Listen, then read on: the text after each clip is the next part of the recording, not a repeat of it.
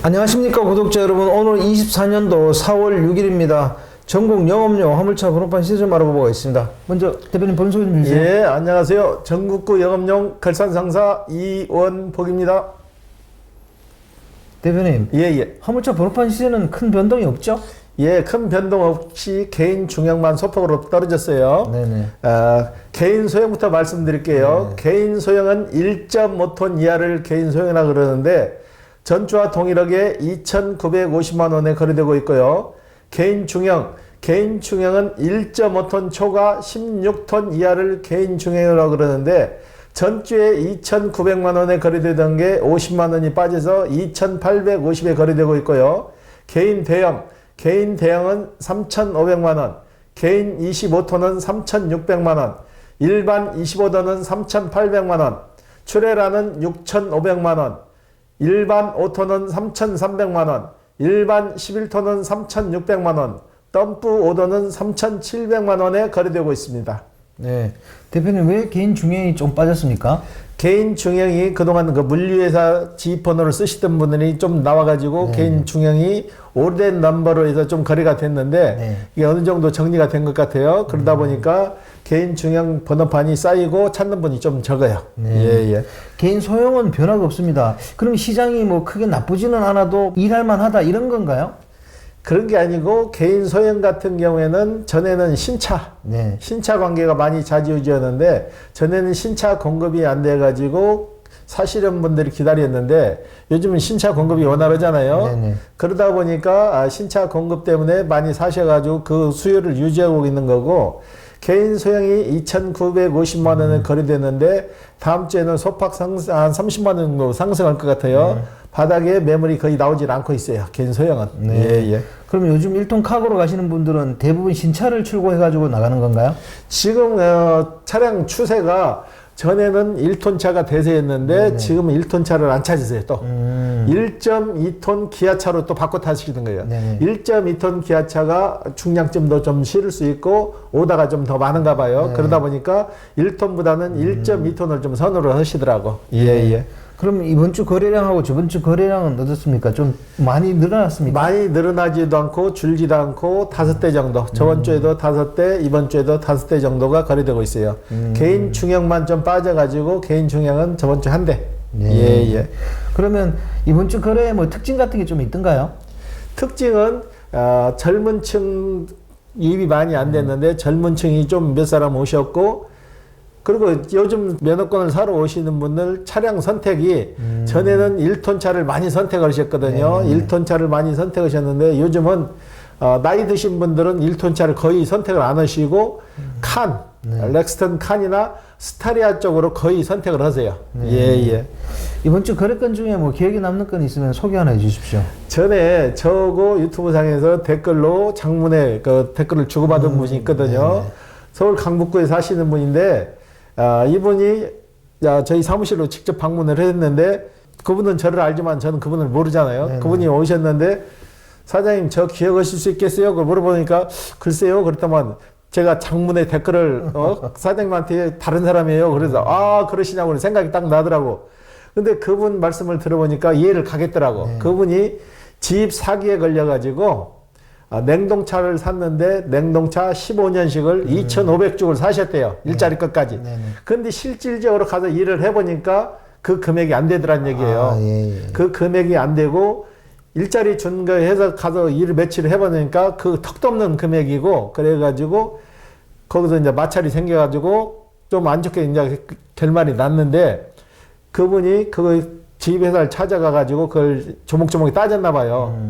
그분들이 다른 일자리를 또 소개시켜준다고 해서 또 그걸 자꾸 그 사람을 현혹시키려고 그래갖고 그분이 거기서 이제 그 사업을 접었어요. 그 지휘회사하고 관계를 끝나고 저희 사무실로 오셔가지고 제가 있는 자리에서 한 번 당하다 보니까 그분도 이제 조심성이 많이 생긴 거죠. 아실만한 거래처로 2군데로 계속 전화를 하시더라고. 여기서 저희가 2,950만 원에 면허권을 판매합니다. 그러니까 다른 데로 똑같이 전화를 하세요.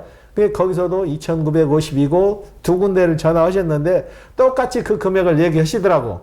얘기하시고 부대비용 관계도 똑같이 얘기를 하는데 저희한테 제가 매매상을 25년 하면서 저희한테 오셔갖고 허가증, 사업자 등록증 보자는 분도 그분이 처음이에요. 제가 다 이해가 가더라고. 얼마나 집 사기에 당해서 그렇게 마음적 고통이 컸으면은 그걸 다 보고 확인을 하고 하겠냐 이거야. 그런 분들 오셔가지고 저희하고 계약을 해가지고 서류가 그 강북구청에 들어갔어요. 이제 며칠 있으면 끝나는데 나중에 딱 얘기를 하다 보니까 우리 동양이들하고 같은 동양에서 제가 출판한 책이 있잖아요. 네. 길라잡이라는 책이 있어서 제가 그 사인도 해서 한 권 드렸어요. 네. 이거 잘 읽어보시고 사기 안 당한 법도 적혀 있으니까 한번 참고하세요. 그래갖고 그분이 차를 사가셨어. 면허권 사가시고 본인 차가 2015년식 차인데 냉동차인데 차 소리를 들어보니까 조만간에 차가 아웃될 것 같아요. 네. 근데 그분이 거기에다 수리비를 굉장히 많이 들으셨더라고. 그래서 내가 그랬어요. 거기다 수리비 보태느니 차라리 차를 바꾸시지 그랬어요. 그러니까는 그 지입회사 영매해가지고 빠져나오지도 못하고 계속 수리만 해서 탄 거예요. 근데 그분은 새벽 5시 정도 새벽 배송을 하니까 냉동차니까 새벽 배송을 하니까 부지런하신 분인데도 그 지입사를 잘못 만나고 타격이 굉장히 크게 받으셨더라고. 예. 이왕 얘기 나온 김에 지입 사기가 얼마나 위험한지 거기에 대해서 설명 좀 해주십시오. 지입 사기라는 것은 단순히 일자리만 보장하는 게 아니고 차까지 끼워서 파는 거예요. 네. 실질적으로 그 지입 사기 당하신 분 차도 내가 보니까 500만 원짜리도 안 되는 거예요. 그걸 2,500만 원 주고 샀다 보니까 벌써 2천만 원을 사기를 당한 거잖아요. 네. 실질적으로 팔려고 하게 되면 500만 원도 안 되는 차야. 그렇죠. 근데 일자리가까지 묶어서 완제 얼마에 그 속으신 거예요, 이분도. 이분도 사회 다른 분야에서 일을 하시다가 이거 화물업계 처음 지입을 하셨는데 주간지 광고에 이제 보잖아요. 네. 완제 얼마.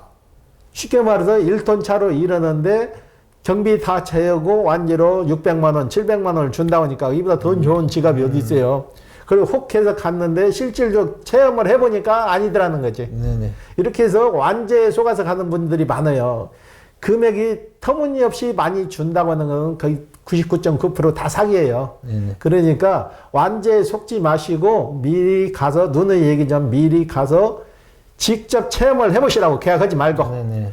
하시는 분 하루나 이틀 따라다녀가지고 체험을 하고 결정을 하시라고. 네네. 지입사기들은 거의 다 금액을 굉장히 부풀려서 얘기를 해요. 실질적으로 벌 수도 없는 금액을 제시해서 거기에 현혹돼서 가지 마시고 지금 지입사에서 일하시는 분들은 수소문해서 한번 선탑을 하든지 체험을 해보시고 나서 계약을 하셔도 된다고. 네. 예.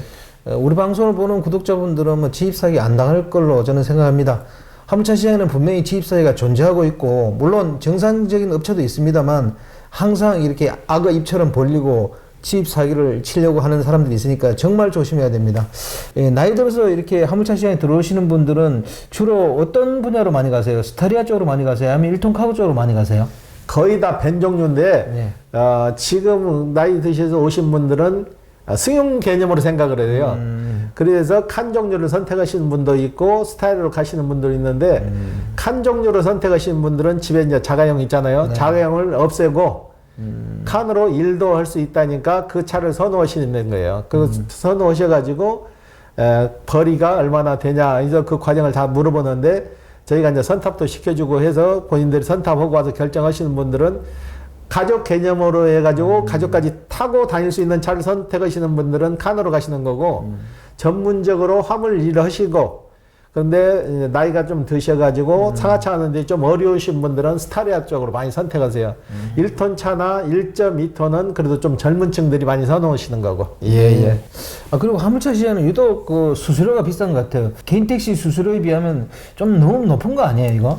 그렇죠. 지금 카카오도 정부에서 압력을 넣어서 수수료를 낮췄잖아요.